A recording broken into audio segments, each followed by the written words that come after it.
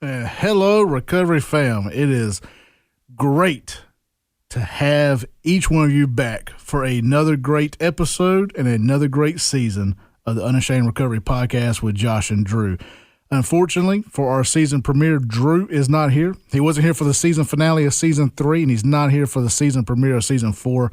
But that's all right, because you got me. I'm here, and I am so excited to get things back going. It's been a long winter. It's March of 2023. Stretch, get out of hibernation, and we're coming back in full blast for another great year of Unashamed. It's still the same old host, so sorry if you were expecting somebody different. Here in a few minutes, you're going to hear a brand new outro that's been cut. Don't worry, it's still the same show. We just got some different music. But along with everything else, we do have some great new episodes and even better audio as we jumpstart season 4 in high def. We know that the last 2 seasons we have struggled with a few things, and our show's audio was one of them. And we know we lost a lot of listeners because of that. Well, we heard the complaints, and I'm pleased to tell you that thanks to our wonderful partners and our wonderful sponsors, you can now hear the sweetness of mine and Drew's voices in crystal clear, high definition. So this season, we're also going to be dropping that video companion of the podcast that you can find on YouTube, and that's just so we can focus more on the audio. And I think that the listeners are so thankful that they don't have to be able to look at me and Drew, because we just do not have the faces made for TV. We got faces made for radio. And also, to bring you more bang for your buck this season, you're getting 2 episodes a month. That's right, 2 episodes a month. Gone are the days of 1 episode a month. So starting this season, every other week, we're dropping a new episode. And in between those episodes, we're doing the Recovery Minute. And those are just little short, little encouragement episodes to get you through to the next episode. So enough of all that chatter. Without further delay, roll that new intro. In 3, 2, 1. The Unashamed Recovery Podcast.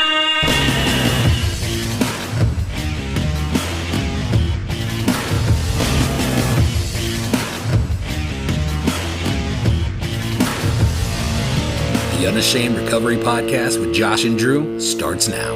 Here at the Unashamed Recovery Podcast, we believe that there's healing in the story of our scars, and that it is okay to not be okay. And that it's also our sole mission to break the shame and the stigma of addiction and recovery by sharing real stories of real addiction from real people and real recovery and real sobriety. And today's episode, I'm so excited about today's episode. We're just going to go ahead and call this episode the C word, because if you're in any kind of recovery outside of AA and NA, you have heard about codependency. Codependency affects so many people. And so for today, season 4, the season premiere, episode 35, we're talking about codependency. And our guest for today, and I'm so excited to have our guest on. Our guest today is a licensed professional counselor and a registered play therapist, and the owner of Open Minds Counseling out of Philadelphia. Our guest today is Aislin Jayroe. Now, I said that right. You did. Thank you. Whew. Let me wipe the sweat off, because I am horrible with names. Aislin, welcome to the Unashamed Recovery Podcast. We got a big topic today. We do. Like, we're going to jump into it. But before we jump into it, take just a minute and tell people what it is that Open Minds Counseling does out of Philadelphia. What is y'all's mission? What are y'all up to? I love just to provide a comfortable atmosphere where people can come in and they can spill their stuff and have their stuff heard and start to figure it out. And I mean, I don't think that there's anybody anywhere that can judge anybody else. And so I like to provide that kind of atmosphere for my clients coming in. They can just come in and hang out, and we can get stuff figured out. That's awesome. It's a safe environment. Yeah. It's a safe environment to come in and work on that tough stuff. That's right. So, hey, I'm a big supporter of counseling, therapy. I know so many Christians who think all you need is prayer and Jesus.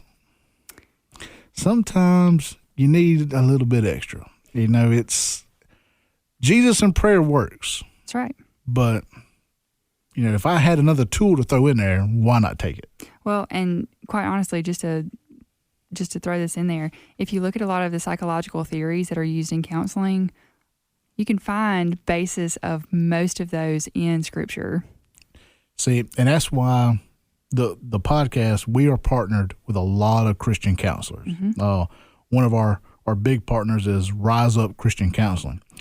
And I love counselors, therapists who back up what they do with Scripture. Mm-hmm. I think it's so important, and I think it works.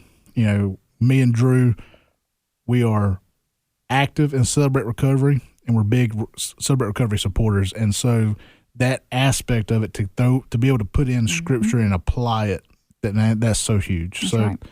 That's awesome. I'm so thankful that you are doing this. I think we need more of these counselors and therapists in our area. There's not enough. No, I think the need far outweighs our current situation. So, well, anyway, without further delay, let's just dive right on in. The C word, codependency. So, what is codependency? For you, if you could break it down and simplify it, maybe, just maybe, we got Mary Sue out there listening who is codependent, but she doesn't know she's codependent. Right. How would you define codependency for Mary Sue?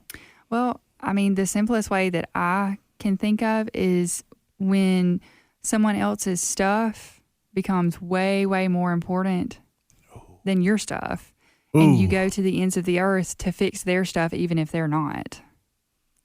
Man, I don't even want to even tell you what I wrote down because that is so good. What'd you write down? I'm curious. So, and I don't want people to think that I just came with this on the spot. I actually wrote this down a couple years ago and had it for our CR, but I had codependency is how much sin will I tolerate, either mine or yours, in order to control the relationship. That's cool. I wrote that, I jotted that down a couple years ago. Mm-hmm. And, but man, I like yours a lot better. Well, and you have to think about where codependency actually comes from too. When you think about what it is, you have to think about where it comes from too. So that's a good point to bring up. Where does codependency come from? Codependency, in my mind, comes from a sense of needing to find where you belong, and it also can come from a sense of insecurity. And so when I think we look at those two areas of where we belong and the insecurities, I think we can also add in to that people-pleasing, control, and boundaries. I was at the Celebrate Recovery Summit in Dallas back in July, and I had the opportunity to talk with a lot of people there at Summit. And every time I was able to talk with somebody that was struggling with codependency, I asked them, hey, what area would you break? And that was the most that I got, was those three areas, was the people-pleasing, the control, and the boundaries. But, I think that the belonging and the insecurities falls into that. I think that the belonging and the people-pleasing kind of go hand in hand. What do you think? And the insecurities do too, because if I am secure in myself, then I don't care if you're pleased or not. I'm okay with doing what I need to do and making those choices for myself. But if I'm insecure, then I'm going to be constantly thinking, okay, does everybody like me? Does everybody think that I'm doing okay? Is anybody talking bad about me for making this choice? Or am I making everybody happy? So all of those things, they're all connected, and they all kind of flow into each other. Yeah, and I agree with that. And I want to pause right there, and I want to take a step back because for the person out there asking, Josh, what does codependency have to do with recovery? For me, it's hand in hand because, I've said a million times, I've got that Celebrate Recovery background. Celebrate Recovery is for life's hurts, habits, and hangups.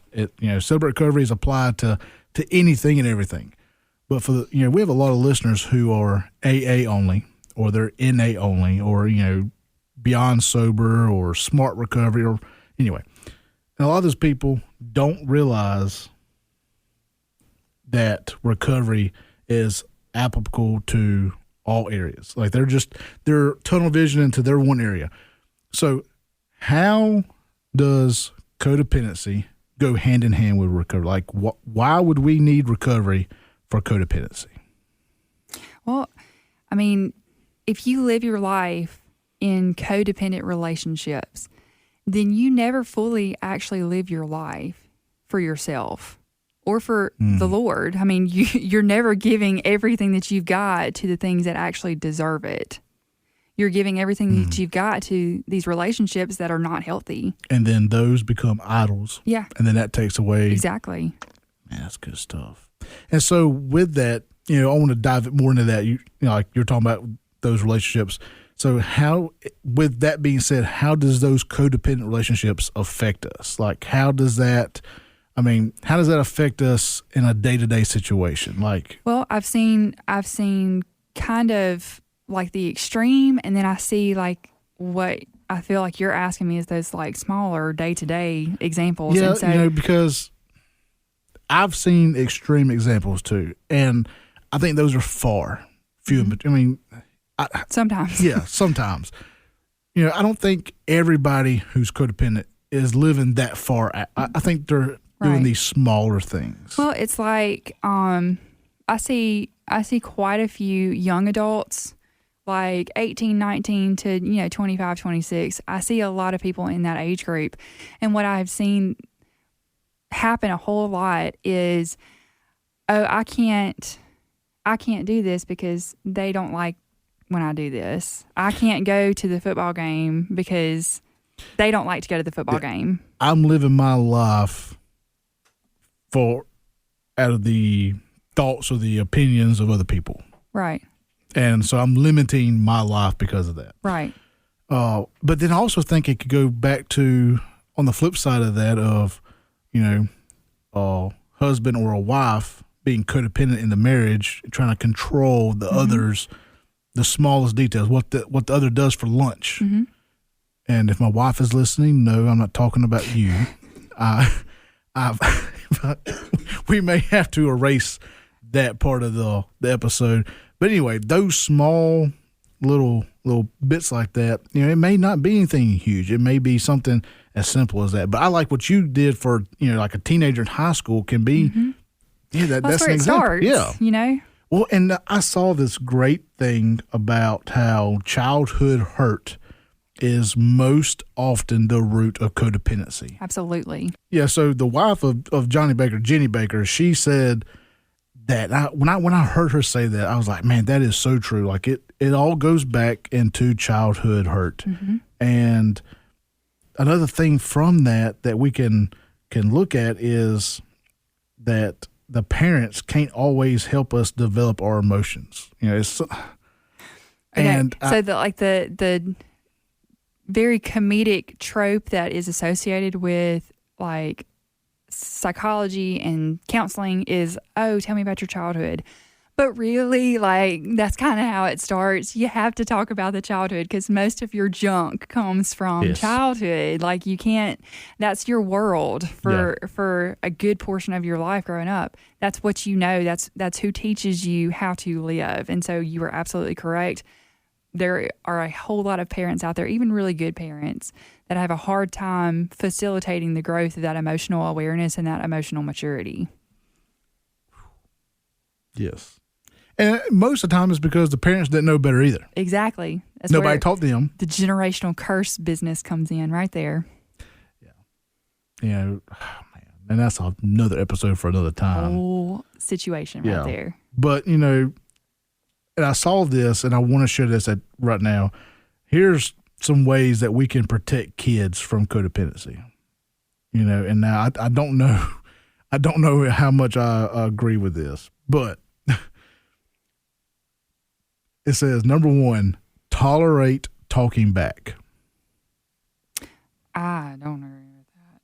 No, I think that there is a way for you to, which, I mean, I'm not perfect at this by any means necessary, but there's a way for you to engage in a conversation with your child. I talk to my clients, young and old, about assertive communication.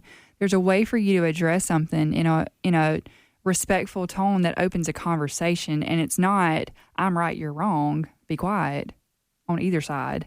It's, this is how I think about this is how I feel. How do you see it?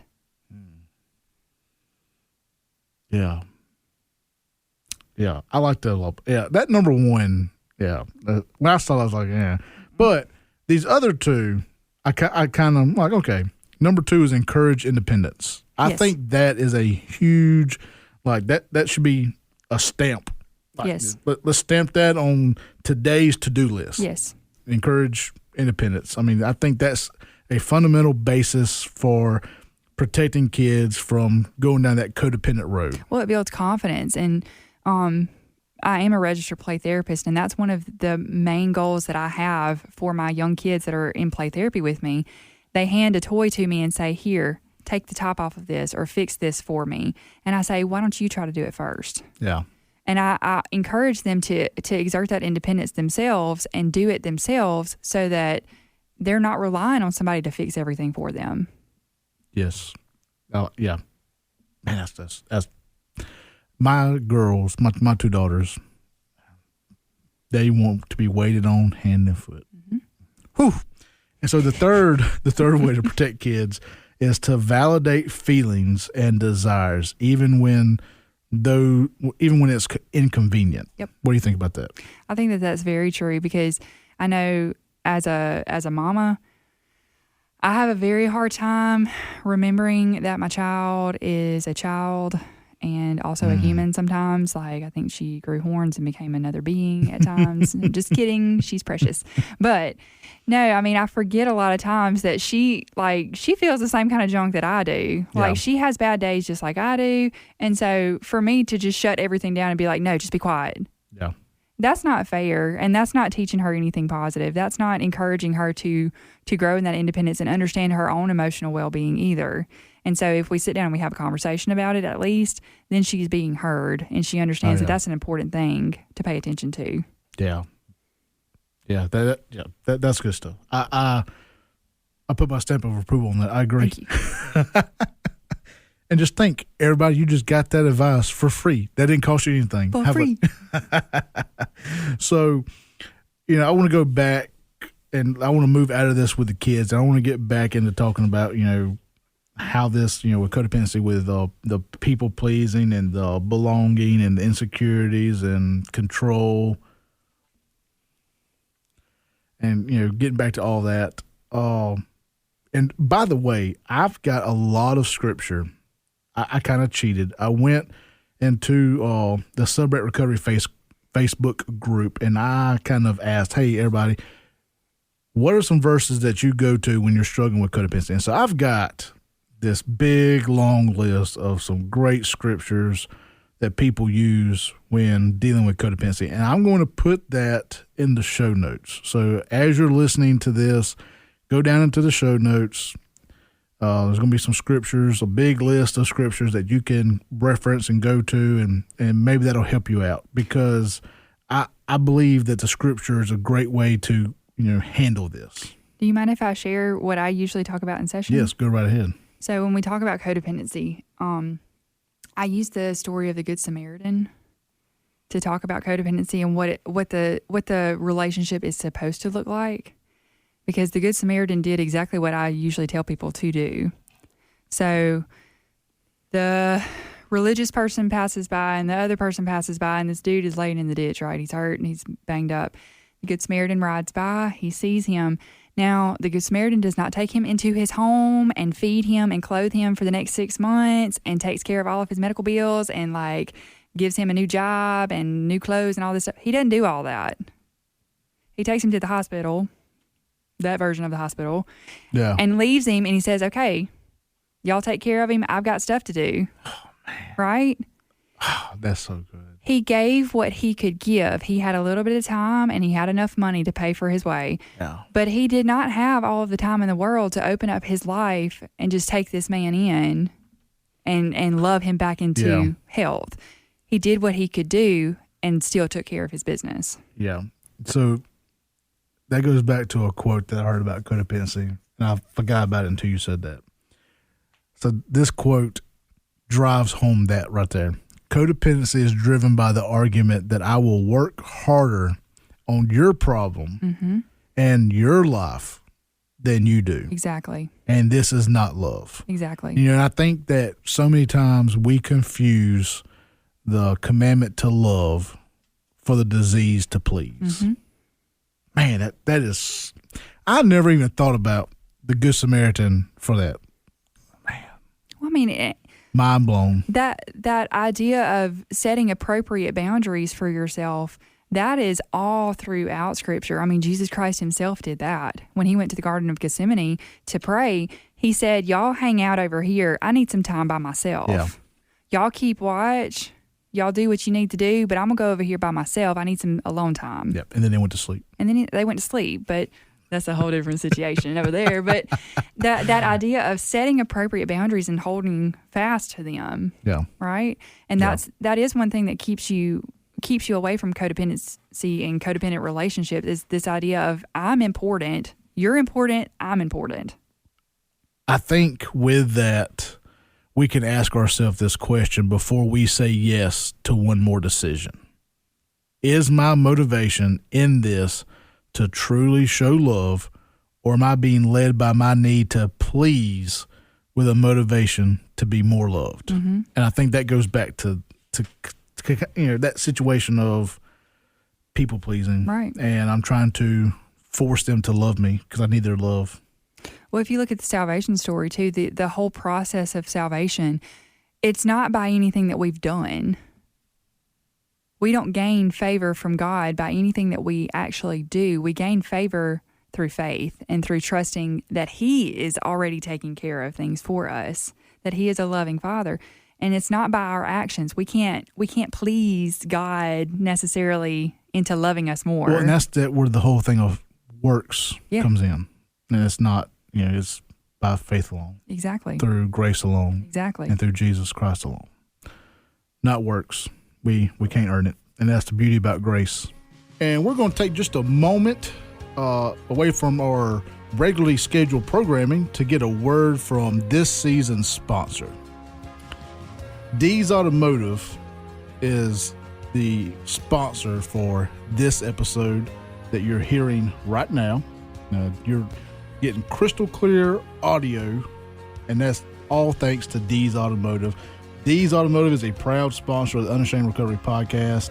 D's has been serving the Meridian and surrounding area for over 42 years. That's right, 42 years. And that is for your complete car care service and towing and car unlocks. That's D's Automotive, and they're at 5024 Poplar Springs Drive. 5024 Poplar Springs Drive. And you can also call them at 601-482-1800. 601-482-1800. And go see Miss Jeannie and the guys and tell them that Josh and Drew sent you. Now, back to the programming. So there's some things that the Bible does not specifically talk about. It talks about it, but it doesn't talk. It doesn't address the name. Does the Bible talk about codependency? But it's not called because I don't think codependency was a thing in first century times. So is there scripture that the Bible talks about? Well, the first thing that comes to my mind is the love chapter, and that may sound kind of crazy, but Paul is sitting there talking to the Corinthian church, and he says, though I make this grand show of, theatrics and dramatics, and though I sing more beautifully than ever has been sung before, it don't mean nothing if I don't have true love. And then it goes into what true love actually looks like. It's not proud. It's not boastful. It's not quick to anger. Yeah. It's long suffering. It's kind. It's patient. all of those things. And none of that lines up with codependency. Yeah. Because we want it to.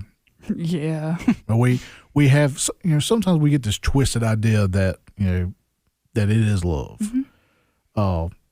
There's a preacher that I heard talking about how love is not this butterfly feeling that we associate with the movies. True love is an action. For God so loved the world that he gave right. his son. And it's an action, is what I do. Mm-hmm. And yeah. So I agree. I think that we can look at that chapter, and I think we get a really good example of that. So, and I think that ties into my next question. How can codependency be overcome? Can we use the love chapter to effectively overcome codependency, or is it not that simple? So I tell my clients every time we start talking about any type of insecurity or any type of lack of confidence or any type of codependent relationship, I tell them there are 3 components to making sure that you are as healthy of an individual as you possibly can be. That is taking care of yourself, setting appropriate boundaries, and building your self-confidence. Okay. So If you take those 3, you cannot build one without building the others. You cannot focus on one without focusing on the others. They work in tandem. Yeah, because if you don't work on one, but you continue to build the other 2, it's going to be like a 3-legged stool, and it's just going to fall out from under you. Exactly. And I want to be clear about that, because I'm not a huge proponent of, look at me, I'm the best thing ever. Like, my self-confidence means that I am everything. I am wonderful. I am the best ever. Self-confidence just means that I'm just as good as everybody else. I'm just as important as everybody else. And if you're thinking that way, then you're not going to spend all of your time trying to please somebody else and trying to make their life easier. You're going to say, hey, mine's pretty important too. Like, what am I doing for me? Yeah. And so let's talk about that. What does a healthy and some realistic boundaries look like for somebody who's codependent? Well, I mean, saying no when you want to say no. And I just want to take a moment, and you have to mean no. Like, yeah, it has to be a stand fast kind of thing. Yeah. You don't say no and then, oh well, I guess if you really want me to. That's I think that's a situation where you've got to firmly mean no. And sometimes it's okay to say no. And so that's scary though, because when you say no, then you're risking not belonging. You're risking somebody not being happy with you. But if they're not happy with you because you say no, then that's not a person you need in your corner anyway. Yeah, because, man, I see myself as codependent. Like that, I've been working on that, and I'm sitting there thinking, man, I don't know if like that thought of saying no. That's hard. It is. It is really hard. Because there's like, my whole thing is not the people pleasing or the belonging. Mine is, it's got to be it's the issue of control. It's got to be my way. And to say no is me taking my hand off of it. Right. You're delegating it to someone else. And that is so terrifying. Like I don't even want to think about it. Like, so, and through all this, talking about the boundaries, I want to point out that boundaries are not meant to push another person away. No. Those boundaries, they are there to help hold you together. So I'm going to share this too. And like, just FYI, I'm working on getting this trademarked because like I came up with this and I'm really proud of it. Okay. So I ask my clients quite often, are you the Mona Lisa or are you a postcard? Okay. So the Mona Lisa is a like super swanky piece of artwork and it's worth billions of dollars and all this good stuff. And so not everybody is going to be able to go to France or wherever to see this beautiful piece of artwork. So right there is a boundary, right? Getting into the museum, like if you were to go in, there would be a rope barrier there keeping you away from the painting, you're not going to walk up and touch this thing because it's valuable, it's important. And so there are so many layers of protection in place for this thing of value, whereas a postcard, on the other hand, is not worth anything. Except for that, 25-cent 25 stamp? cents. Yeah, I mean, like you walk into a store and you rip one in half, what are they going to do? Ooh, give me a quarter. And so there's no reason for boundaries to be there because it's not valuable. And so if you are a Mona Lisa, you're going to have boundaries in place because you are valuable. You see yourself that way and you want to protect yourself. You want to protect what's in there. Keeps the good stuff in and the bad stuff out. And I think here's a good spot to point out that if you are in any type of ministry and any type of leadership in said ministry, you've got to have these boundaries because the codependency that you can have inside leading your ministry will make your ministry suffer. And so if you don't have these boundaries set, and I know this is going to sound so horrible, and I know this is going to get taken way out of context, but not everybody should have access to you. Exactly. And for me, that's so hard because, I'm in the business of recovery. I'm a recovery ministry leader. And when a broken person comes in, I want to help. Mm-hmm. But also, not everybody who comes in is looking for actual help. This is true. And so, yes. I mean, quite honestly, you asked how to protect yourself against codependent or how to recover from codependent relationships. I think with that conversation, I would say praying for a spirit of discernment is a really, really important thing to do. Yes, I agree. And I think that's possibly where a person could start. Mm-hmm. That could be a good step, a starting place, a good foundation. I agree. That's good stuff. And so, also on those same lines of talking with the boundaries and all that, I think it's important for people to understand that when you react to something that somebody says or something that they do, you may have a problem with boundaries. And when you respond, you remain in control with options and choices. And I think I may have said that wrong. I may have written that because that don't sound right. Reactions and responses are two very different things. There's about 90 seconds that takes place that distinguishes a reaction from a response. Yeah, I think I wrote that wrong. It's okay. So we should be trying to respond and not react. I think that's our takeaway. And, I got a big question mark right down here. How does codependency cycle end? How does that cycle end? I think that may be it. Respond and not react. And for everybody out there listening, I think we can take that away for everything, not just codependency. Like if you're struggling with an alcohol addiction, respond and don't react when that temptation comes up. If you're struggling with anger, respond, don't react. Well, and I mean, you're talking about control. That's the ultimate control. That's the control that you actually are going to get to have is over your own actions. I mean, like one of my absolute favorite scriptures to use in session is Romans 12:2. And it says, don't be conformed to this world, but be transformed by the renewing of not your heart, not your soul, but your mind. And that's exactly what CBT, cognitive behavioral therapy, says. If I can control my thoughts, then my emotions will follow and therefore my actions will follow. And I will be in a completely different behavioral cycle if I can get my thoughts under control.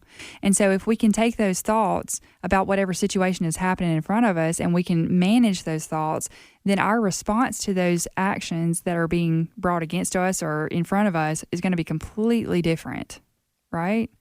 So much different. Man. And so, I mean, that gives you that control. That gives you that sense of, hey, I am in control of me.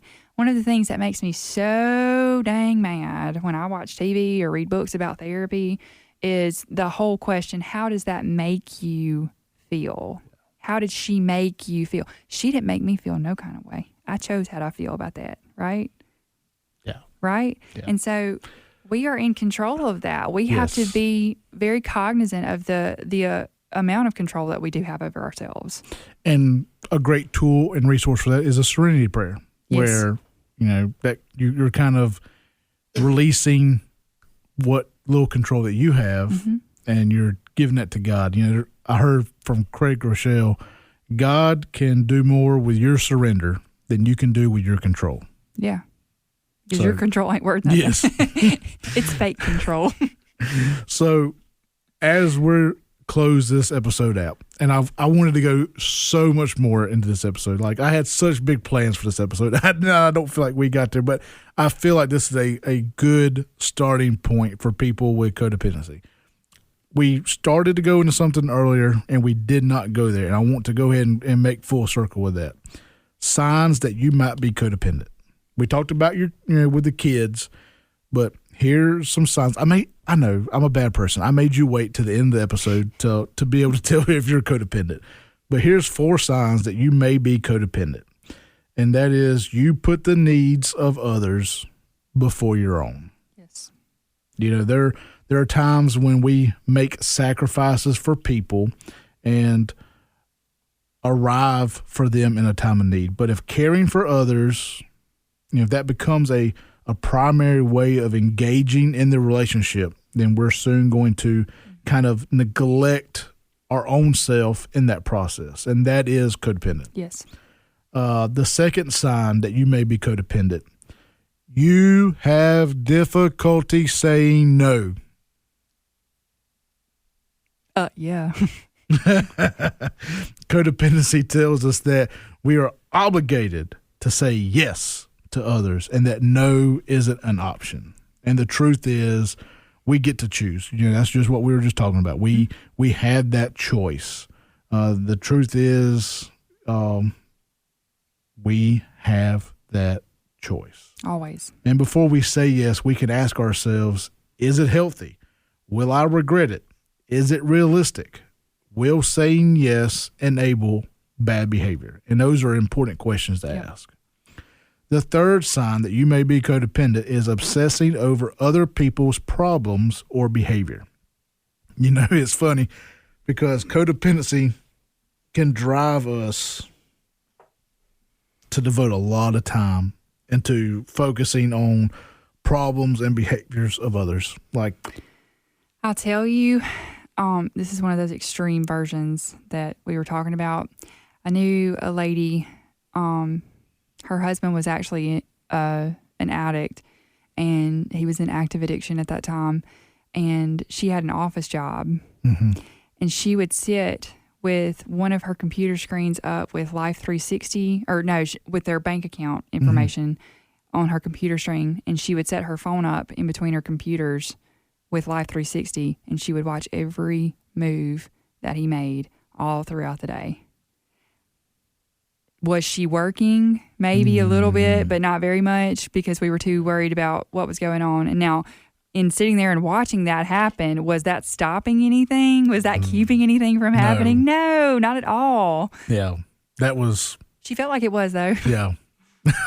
And, I think that's the thing. I think the truth on that is we cannot fix or change others. Right. We can't do it. As we move into healing of codependency, we discover that we are responsible to others, not for them. Right. And so then the fourth, is that 4? Yeah. The fourth sign and the last sign that you may be codependent is a one-sided relationship. Many people struggling with codependency hold the false belief that if you don't need me, you'll leave me. Mm-hmm. And so a lot of people will find themselves in that one-sided relationship with people who become projects that they must fix. And in the end, those same people ultimately take more than they give. Yes.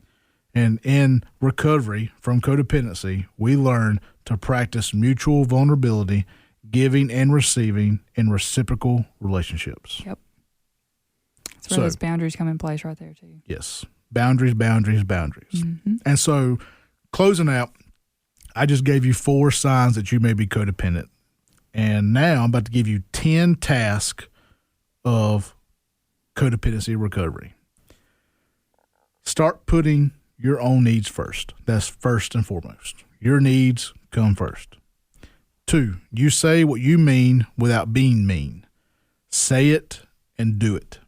Number 3, you can admit that you don't know it all. That's okay. Nobody does. Nobody knows everything. Number 4, you don't have to give advice.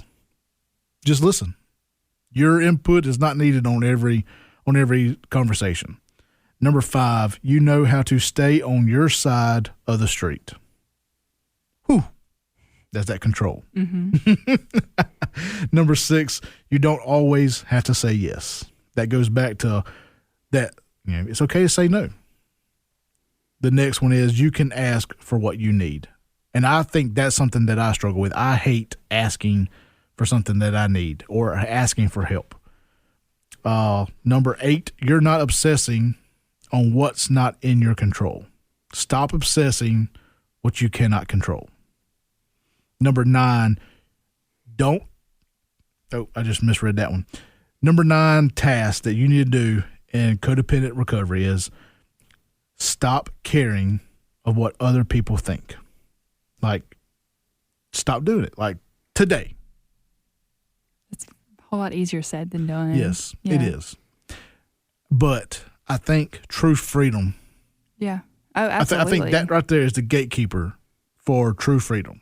Well, and if you consider how much people actually are thinking of you as compared to how much you think they are thinking of you, yes, it's very, very, very different. Yeah. It's drastically different. Here's one that I have road rage. I hate when somebody cuts me off in traffic. Mm-hmm. And I'm like, that person just cut me off. Truth is, that person probably didn't even see me. Right. That person probably has they're probably going to the emergency room. Unless it was me, and then I probably didn't mean to. I'm just kidding. But anyway, so many times we get into our head and we put ourselves and anyway. And then the number 10 task of codependent recovery is let go of what other people are doing. Yes, because it has nothing to do with you. Yes. Quit taking everything personally. Yes. Yes. We can apply recovery to codependency just like we can other hurts, habits, and hangups. And this example is brought to you by a great friend of the podcast. That is Richard Tatum out of Arkansas. Think of recovery as a 3-legged stool. Leg 1 is the grace of God. Leg 2 is the will of the individual. And then leg 3 is the support of people around the individual. You remove any one leg and you have a 2-legged stool that is just going to not hold you up. Yep. So, with that being said, man, that's a great way to end the episode. I feel like, there was so much more I wanted to say, but I feel like that's a great way to end the show. Guys, thank you for tuning in to this season premiere of Unashamed Recovery Podcast. Aislin, do you have a contact that people maybe want to reach out? Maybe they want to get some help at Open Minds, or maybe they want to ask, get some questions answered. Maybe they want to dig more into that Christian counseling, or maybe we have a lot of friends that do these recovery podcasts. Maybe they want to get you on their podcast to talk. Yeah. What's a great email for somebody to get in contact with you? Email is going to be my first name, Aislin.Jayroe@openmindscouncil.com. Quite honestly, the easiest way to get in touch with me is to go to our Facebook page, which is Open Minds Counseling, and to just hit the contact me button there. Awesome. Phone number, address, everything is listed on that Facebook page. And we will link all that in the show notes. So if you're listening, the scriptures to help you with codependency will be in the show notes. And then all of Open Minds contact information, it will be in the show notes as well. Well, once again, thanks for coming by. I've really, really enjoyed it. I hope you, the listeners, have gotten something out of this. I hope this has really helped somebody out there identify a part of their life that's holding them back. And I hope that you take these steps and start walking in freedom today. And as always, guys, you can reach out to the podcast at any time at unashamedpodcast@yahoo.com. That's unashamedpodcast@yahoo.com. And this year, we want to encourage you, this season, we want to encourage you to to follow us on Facebook, get involved with our Facebook group. There's a huge recovery community in that group, sharing a lot of hope and a lot of encouragement. Get plugged in and connect, and we will meet you there. And as always, guys, we love y'all and continue to be unashamed.